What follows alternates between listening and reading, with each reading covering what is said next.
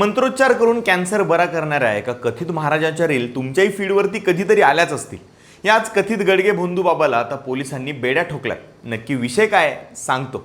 हे आहेत राजेंद्र बापू गडगे उर्फ गडगे महाराज। याचा संगमनेर तालुक्यातल्या वडगाव पान दत्तवाडी इथं दत्तधाम सरकार नावाचा एक आश्रम आहे। इथे लोक आपले प्रॉब्लेम्स घेऊन येतात। मग हे बाबा तुमच्यातला आजार डोळे बंद करून ओळखतात आणि नंतर ते काहीतरी मंत्र म्हणून ओम शिव असं म्हणतात आणि समोरच्या व्यक्तीचा कॅन्सर, हर्निया, हात पाय सगळं बरं झालेलं असतं। अशा रील्स सध्या खूप व्हायरल होत होत्या। तेव्हा याच्यावरती अंधश्रद्धा निर्मूलन समितीने आक्रमक पवित्रा घेतला होता। अनिशा राज्य सरचिटणीस रंजना गवांदे यांनी असा आरोप केलाय की या महाराजाकडे कोणतीही वैद्यकीय पदवी नसताना तो कॅन्सर सारखे आजार बरे करण्याचा दावा कसा काय करू शकतो।